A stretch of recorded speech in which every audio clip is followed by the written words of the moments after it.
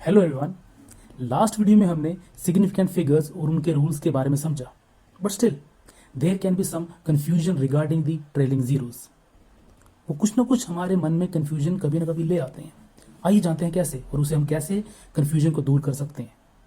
For example, मैंने कोई अगर डिस्टेंस मेजर की है या कोई लेंथ मेजर की है और मेरे पास उसका आंसर कुछ ऐसा आया। For example, if x is equals to 5.200 metre. अब इस नंबर को हम डिफरेंट सिस्टम ऑफ यूनिट्स में भी एक्सप्रेस कर सकते हैं। जैसे ये मीटर में है, अगर मैं इसको किलोमीटर में एक्सप्रेस कर देता हूं in kilometres, I can write it as 0.005200 kilometre. ऐसे भी लिखा जा सकता है किलोमीटर्स में। या इसी नंबर को मैं मिलीमीटर्स में लिखना चाहता हूं इन millimeter, this number can be written as 5200 millimeter। अब जब हम इन तीन नंबर को कंपेयर करते हैं, तीनों नंबर्स की जो वैल्यू है वो सेम है। Values every number is equal, but उनके डिफरेंट सिस्टम ऑफ यूनिट्स हैं यहां पर। और अगर जब हम कंपेयर करेंगे उनके सिग्निफिकेंट फिगर्स, तो कहीं पे हमें कंफ्यूजन आनी शुरू हो जाएगी। जैसे इस पहले केस में अगर मैं देखूं, नंबर ऑफ सिग्निफिकेंट फिगर्स जो हमें दिखेंगे वो हैं 4। As we know, this is non zero, और किसी भी नंबर में डेसिमल है तो ट्रेलिंग जीरो भी सिग्निफिकेंट होते हैं। तो total number of significant figures यहां पे 1 2 3 4 जो यहां पे लिखा गया। In the second case when the number is in kilometres, तो इस केस में अगर टोटल सिग्निफिकेंट फिगर्स फाइंड करेंगे तो वो हमें दिखेंगे 1 2 3 4। यहां भी total number of significant figure same है, सेम नंबर में है। और इस नंबर में डेसिमल है ना, तो हमेशा डेसिमल में नॉन जीरो के लेफ्ट साइड वाले जो जीरो होते हैं वो तो सिग्निफिकेंट फिगर्स काउंट होते ही नहीं है। तो इस केस में भी total number of significant figures हमारे 4 है। बट अगर हम लास्ट केस में देखेंगे, लास्ट केस में हमें यह दिखता है कि जो total number of significant figures हैं वो सिर्फ 2 ही हैं। क्योंकि as per rule number 4, if the number is without a decimal then the trailing zeros are not significant. तो यहां पे total number of significant figures हो जाते हैं 2। यहीं से कंफ्यूजन शुरू होती है कि सेम वैल्यू वाले नंबर, इनकी ये तीनों लेंथ इक्वल हैं but different system of unit में है। तो यहां पे हमारे जो जीरो एक सिग्निफिकेंस रोल प्ले कर रहे हैं, इनको सिग्निफिकेंस है, इस केस में उनका क्या सिग्निफिकेंट नहीं है।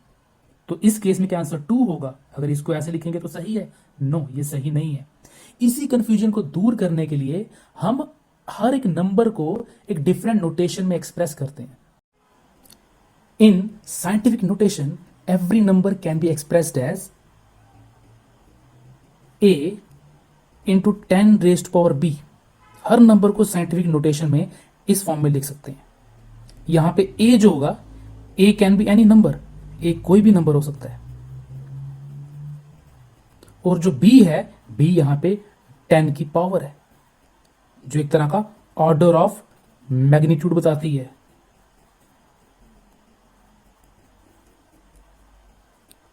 तो अगर हम हर एक नंबर को इस नोटेशन में लिखेंगे तो ये कंफ्यूजन हमें नहीं आएगी अबाउट द ट्रायलिंग जीरोस।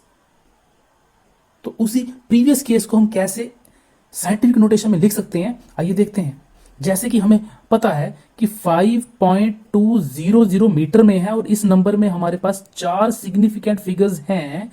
अगर इसी को मैं मिलीमीटर्स में लिखूंगा, वहां भी मुझे 4 ही सिग्निफिकेंट फिगर्स मिलेंगे। तो उसे हम कैसे लिखेंगे? ऐसे, इन millimeters we can write like 5.200 into 10⁻³ millimetre. हमने उसी नंबर को साइंटिफिक नोटेशन में लिख दिया हुआ है। यहां पे 5.200 में 10⁻³ मल्टीप्लाई हो रही है, 3 इसका ऑर्डर ऑफ मैग्नीट्यूड है। और इस केस में अगर हम फाइंड करेंगे सिग्निफिकेंट फिगर्स कितने हैं, तो यहां भी हमें 4 ही मिलेंगे। तो यहां पे 1 2 3 4, ये चारों हमारे सिग्निफिकेंट फिगर्स हैं। और ये तो जीरोस हैं, ये सिर्फ ऑर्डर ऑफ मैग्नीट्यूड बताते हैं, तो इनका यहां पे कोई रोल प्ले नहीं होगा। तो इस फॉर्म में लिखने से हमारे सिग्निफिकेंट फिगर्स हमेशा सेम रहते हैं।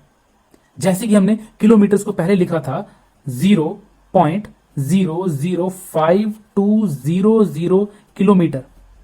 यहां पे भी ये सही है।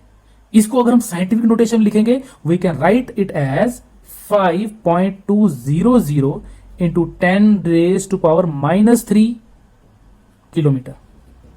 सो साइंटिफिक नोटेशन में लिखने से हमारे किसी भी नंबर में नंबर ऑफ सिग्निफिकेंट फिगर्स कभी चेंज नहीं होते, वो सेम रहते हैं।